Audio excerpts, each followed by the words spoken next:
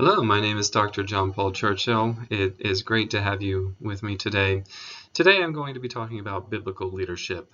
In my discussion, I'm going to be giving an overview of several of the more prominent leadership styles, characteristics of them, and the pros and cons of them, and ending with the leadership style that I believe most closely aligns with Scripture. If you have spent any time studying leadership, you know that there are endless studies, papers, books written about leadership styles. Really, it's almost endless, and it can be quite overwhelming.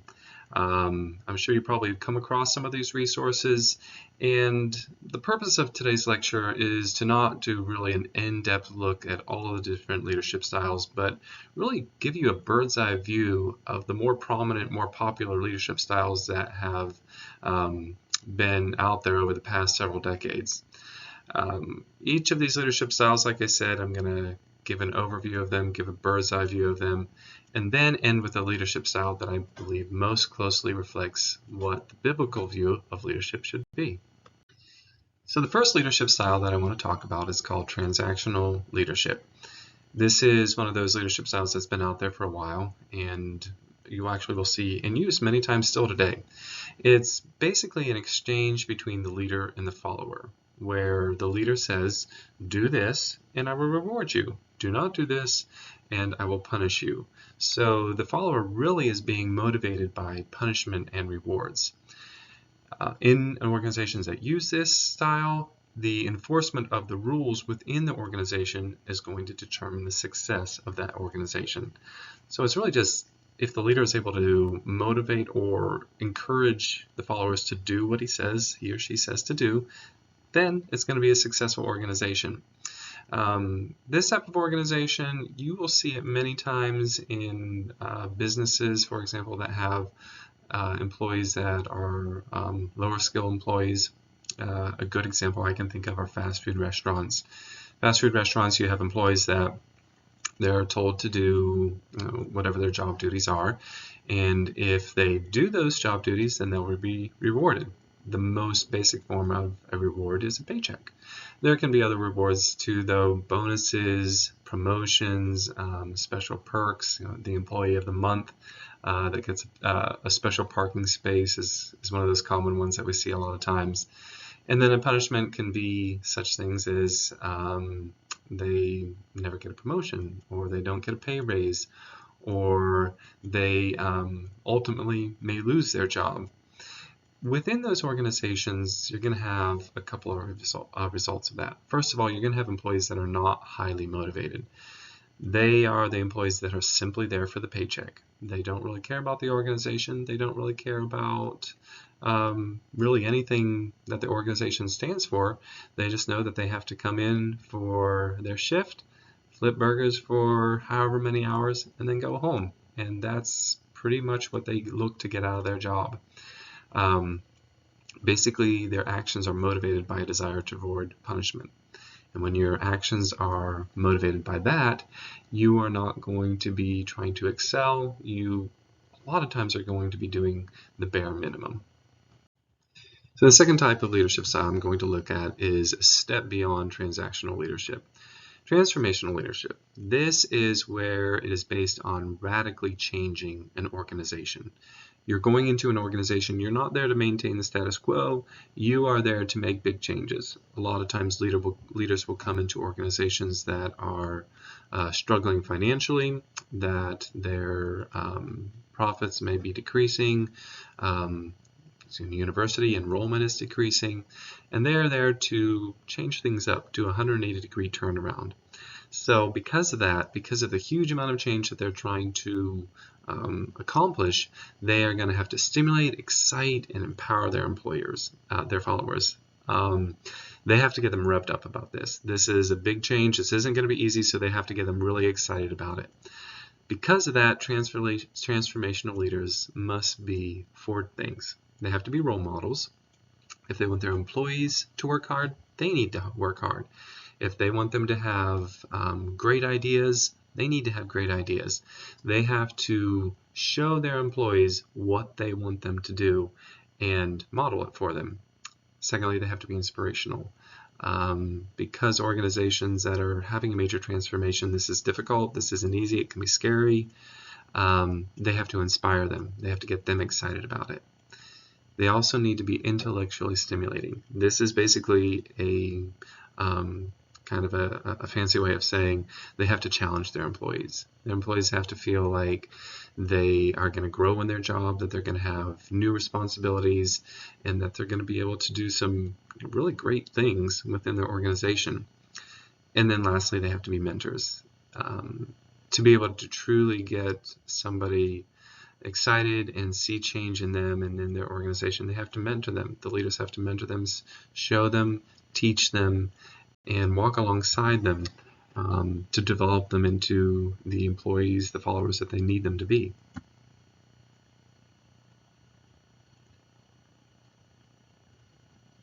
So what does that look like? What does it look like for transformational leadership in an organization, the pros and cons of it?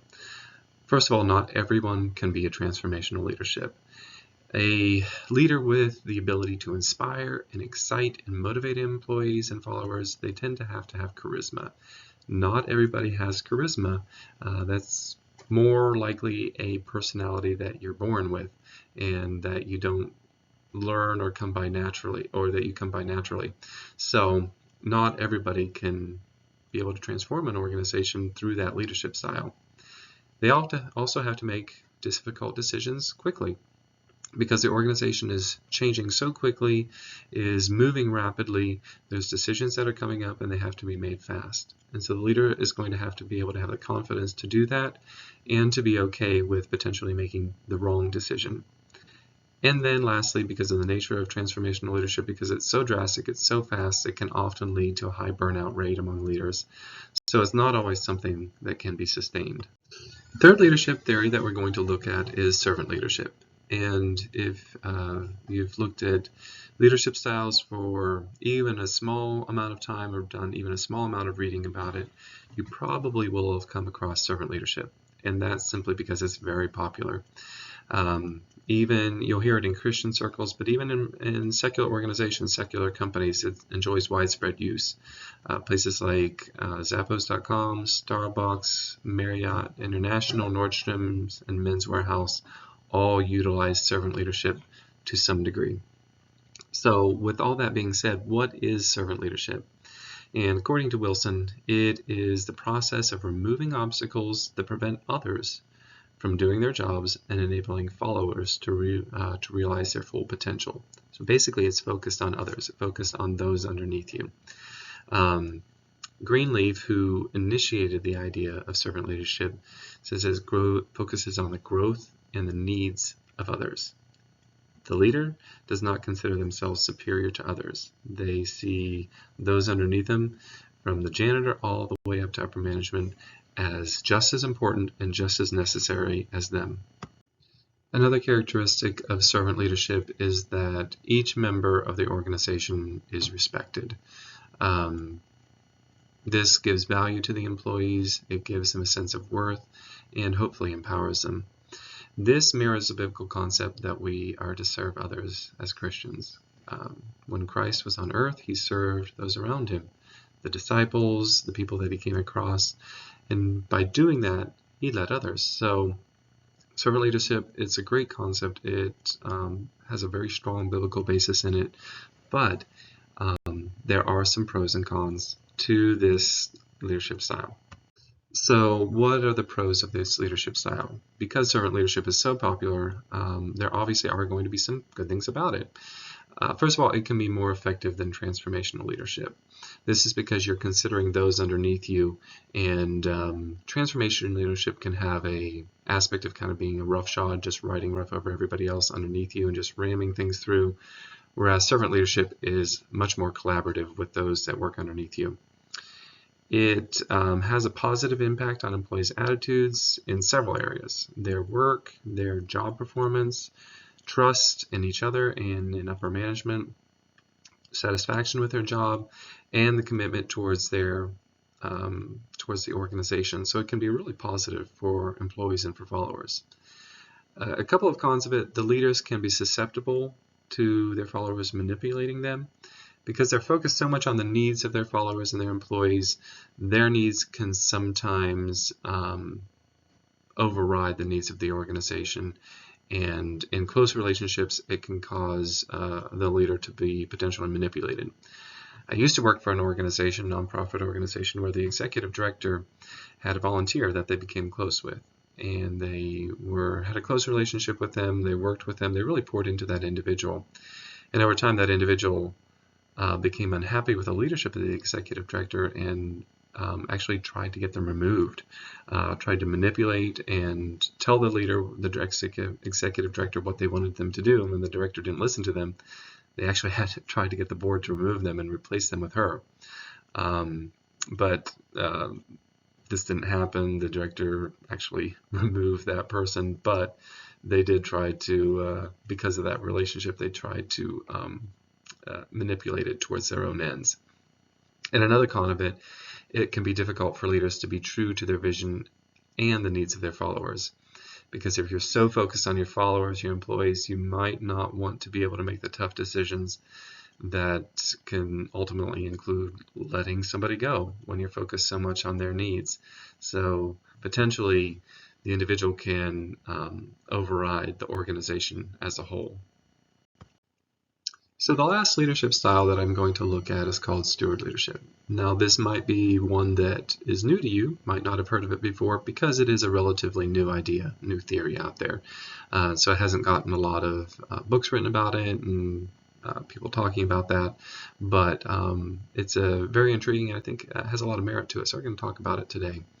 So basically, first of all, looking at stewardship. Stewardship is the management of resources belonging to another in order to achieve the owner's objectives. So first of all, this is based on the principle of non-ownership. You as a leader do not own the organization, the business, the employees, the money, the resources. Ultimately, everything belongs to God. And that is the jumping off point for a leader in steward leadership. They realize that they are stewards over several different things. First of all, time. They don't own time. Time is a gift to them from God, and they have to determine how they're going to use their time. Also, their skills. They do not own those skills. Those were something given them by God, and because of that, you have to use that to the best of your ability to glorify God. Resources. You do not own the resources. This is the resources of the things within your company or organization, the buildings, the land, the employees. That is a huge resource, and that you don't own it. You're there to manage it for someone else, which is God. And then God's creation. That those are the natural resources. We were given this earth to steward it, to manage it. And because of that, we need to do that, once again, to the best of our ability to glorify God. So specifically, within an organization, how will the leader exercise stewardship? What does that look like? Well, first of all, that's relational support, mentorship. Those underneath you, because you do not own them, you need to treat them as such. You need to mentor them. You need to build up that relationship with them so you can have their support. Secondly, contextual support. This is where you need to, those underneath you need to give them a context for the organization, why you're doing what you're doing. So an important thing is when you're asking them to cut costs or to maximize profits, you need to bring them into the discussion of what the finances look like. Where is this organization going? What are the challenges? What are the opportunities? And bring them alongside. It's collaborative. And then motivational support.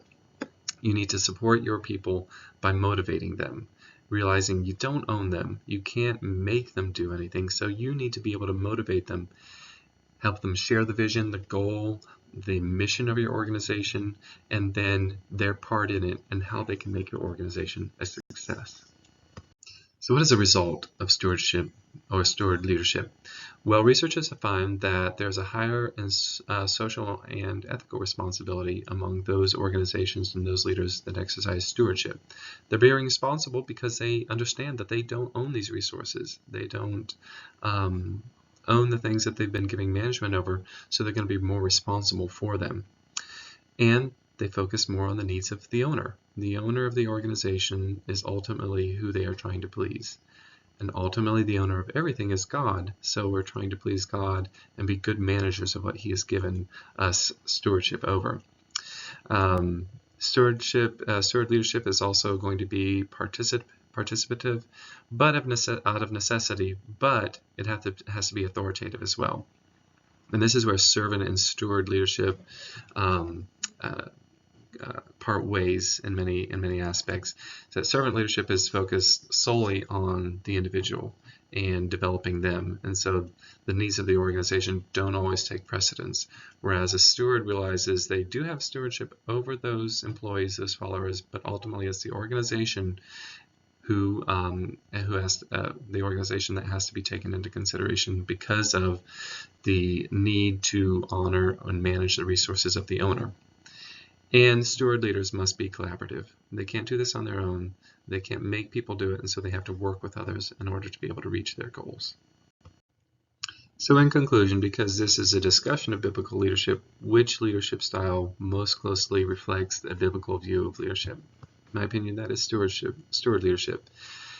Psalms 24:1 says, "The earth is the Lord's and all its fullness, the world and those who dwell therein." Because God ultimately owns everything, we're given a position, the responsibility to steward that. And because of that, we need to be stewardship over the organizations, the people within that organization, skills, time, resources, all of those areas. And when you utilize that, you will have a successful organization that honors God ultimately.